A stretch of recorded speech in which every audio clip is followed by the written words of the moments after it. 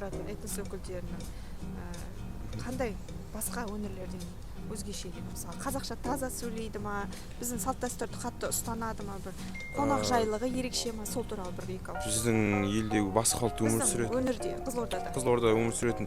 Біздің дәстүрді көп біледі ғой негізі. Өздерінің елдерінің дәстүріне бар, ол сияқты өскен соң көп біледі.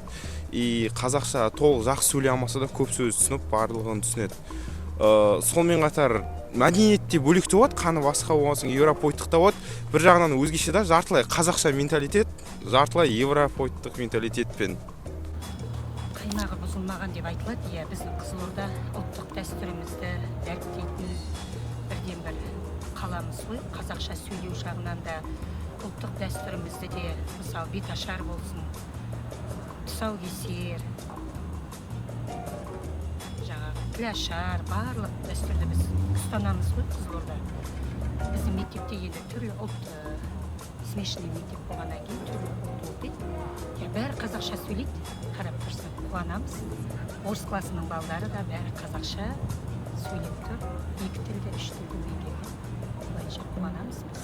Әнді де айтады, домбыраны да тартады. Бізде іс-шарада көбінесе қарап тұрсақ, орыс ұлтының балдары көбінесе домбыра тартып, ән айтып отырады. Өзімізде қуанамыз көріп оларды. Бізде бар, домбыра үйірмесі бар, соған қатысады. Орыс бөлімінің балдары, қыздары, осы кезде көп жүр өзіме. Бізде қазір ұлттық нақышқа, осы ұлттық құндылығымызға байланысты көптеген іс-шаралар өтіп жатыр. Соған қатысады. Кәріс, орыс балдар домбыра тартып, іс-шараға қатысады. Өзіміздің мектебіміз үшін мақтаныш, қуанарлық жай, қуанамыз. Егемен қазақ халқы ақылы, деңгейлі, қонақжайлы халық қой. Әр облысты бөлем деп айтпақ қойын, бәріміз бірдейміз. Тілдеріміз шамалы өзгешелік болады әр облыста, аудандарда. Бірақ таза қазақша сөйлейтін осы Қызылорда облысында болады, Шымкент болса. Осы облыстар ғой біздің. Ешқандай ерекшелік жоқ. Қазақ, Қызылорда енді 90% қазақ қой. Салт дәстүрді бәрі ұстанып отыр. Видео түсірмей қойып. Біздің үй жақта көршілеріміз бар.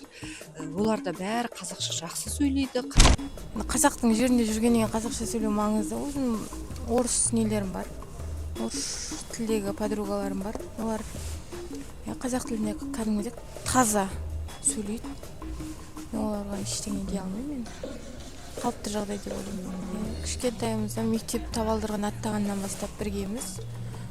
Және жаңағыдай ол кісінің үй ішімен бірге қазақша сөйлейді. Қазақша не үшін, мысалы, сұрақ қоямыз ғой, не үшін орыс емессің ба, орысша сөйлемейсің ба деп сұрақ қоямыз. Но мен қазақтың жерінде жүрмін, тек қазақша сөйлеуім керек. Тек орысша деп сұрақ қойсаң, қазақша жауап береді да оған. Сол біздің досымыздың Кристинаның үйіне барсақ, қаншанда қонақжайлық танытып, қазақтар сияқты кәдімгідей ет асып, солай қонақжайлық көрсетеді. Өзім оқыған жерім бар, мысалы, Белкөлде оқыдым да. Ол жақта Саша дейтін менің другым бар тұғын. Ол тіпті қазақша тілінде жақсы сөйлейді.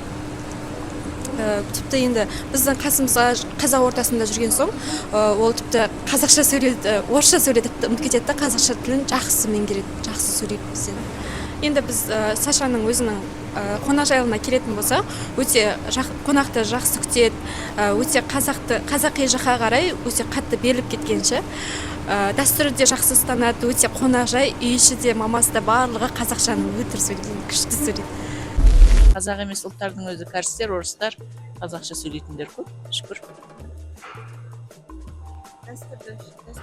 Дәстүрді ұстанымы да бар, нелерге шығып жатады кейде инстаграмға. Өз апалы сіңлілер өздері күйеуге тиген, қазаққа тигенмен бір сіңлісі жаңағыдай орысшаны да ұстайды, қазақшаны да ұстайды. Ана жаңағы келіншек айтып отырған, ол өзінің тек қазақшасын ғана ұстайды. Енді Қызылорда облысының орыстары, кәрістері де қазақша сөйлейді. Білмесе де, бірақ жақсы түсінеді. Оған тоқтайды, сенемін. Менің орыс ұлтынан көршілерім бар. Олар наурызда бізді үйлеріне қонаққа шақырды. Түрлі қазақтың тағамдарын дайындап, ет асып, бауырсақ пісірді. Өте қонақжай.